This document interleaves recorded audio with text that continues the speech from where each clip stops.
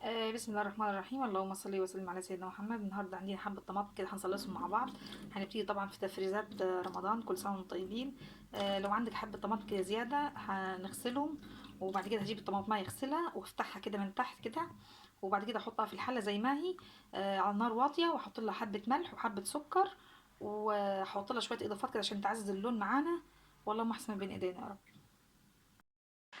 طبعا عندي جبت الحله، حطيت طماطم بعد ما غسلتها وشلت الحاجه الخضراء اللي فيها. طبعا بفتحها كده بالشكل ده، او زي ما انت حابه تقطعيه، بس هو بالشكل ده افضل. هنزل عليه هنا بحبه زيت كده، كده معلقه زيت، دي حاجه خفيفه بس. وعندي هنا بسم الله معلقه سكر، لازم معلقه السكر دي عشان يحلو بجد. عندي هنا رشه ملح كده خفيفه، مكترش ملح يعني. وطبعا عندي حاجه كده اضافيه بضيفها دايما في الصلصه بتاعتي عشان تعزز اللون والطعم وتدي مناعه للجسم وتدي حلوه خالص. عندي هنا بنجرايه سلقاها، او مش سلقاها، ممكن تغطيها تغطيه، بس انا كان عندي واحده مسلوقه بحبه الميه بتاعتها كده، وهنزل كده على الصلصه دي. طبعا هنا كله هو كده هيشرب وهيسبك مع بعضه، وكل شويه هفضل اقلب فيها. طبعا عديتها ربع ساعه كده على النار عاليه، وبعد كده ايه وطيت عليها. اللهم احسن بين ايدينا. طبعا ادي عندي هنا الطماطم اللي انا عملتها معاكم. طبعا هي تستوي كده بس تشرب شويه الميه دول، وبعد كده ايه هتخليها تهدى واضربها في الخلاط. طبعا عندي نفس الكميه في حله تانية برضي، نفس الحاجات اللي انا حطيتها برضه زي كده هتستوي كده، وبعد كده نضربها في الخلاط مع بعض. كده عندي خلاص خلصت كمية الصلصة بتاعتي، حطيتها في اكياس. طبعا كل واحد على حسب ما بيحط في كيس، في علبة، المتاح عندك طبعا، كل واحد بيستريح اللي هو الحاجة اللي بيعملها. طبعا كده خلاص خلصت كمية الصلصة اللي عندي. طبعا ما نزنكش نفسنا، كل ما نلاقي حاجة نعملها، كل ما نلاقي 2 كيلو 3 كيلو نعملهم، والله احسن ما بين ايدينا يا رب. كده عندي هنا كرنبتين، وان شاء الله كده هنبتدي تفريزات رمضان مع بعض. مره هنعمل كرنب، ومره ان شاء الله هنعمل بسله، وانا كنت قبل كده عامله معاكم ملوخيه وباميه مفرزاهم طبعا. اللهم احسن ما بين ايدينا يا رب. طبعا عندي كده الكرنبتين قطعتهم.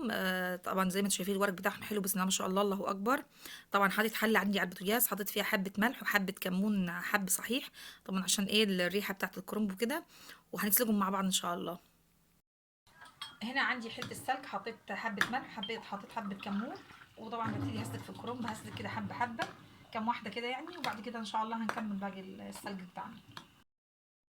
كده عندي الكرنب بتاعي اتسلق، حطيته في مصفى وتحتيها طبق، طبعا هفرده كده مع بعض وهفرده على الصينيه عشان نقطعه تقطيع حلوه كده ومحترمه ان شاء الله باذن الله. كده الكرنب بتاعي اللي سلقته، ادي الكرنبتين بسم الله ما شاء الله، اللهم بارك. طبعا كده حطيتهم على صينيتين وهقطعهم، وهوريكم التقطيع، بس هقطع معاكم حاجه بس بسيطه كده، وبعد كده هنكمل الباقي مع نفسينا.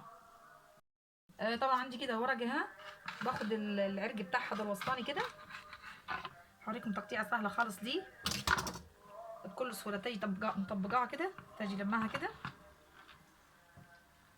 هناخد كده وهكذا. هنعمل مع بعض واحده تانية بردي، او ممكن تعمليها كده بردي على حسب ما انت حابه او عايزه. هاخد العرق ده كده وهطبق نفس التطبيقه كده معاكي، هتعمليها بسرعه. لو معاكي 3 كرنبات 4 كرنبات هتعمليهم بسرعه بنفس الطريقه دي.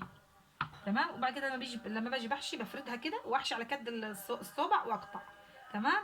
طبعا انا هعمل الكميه دي كده، وبعد كده ايه هنشوفه مع بعضينا. طبعا عندي الكرنب بتاعي اللي انا سلقته. طبعا طريقه التفريز كل واحد بتختلف عن التاني. طبعا انا عندي علبه هنا، براحتك بقى تجيبي علب تجيبي كاس زي ما انت تحطي. هنحط حبه كده، هتحطي طبعا على قد ما انت هتستخدمي.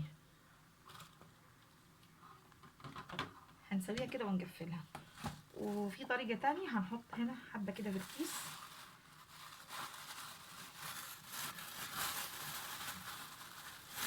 كده طبعا.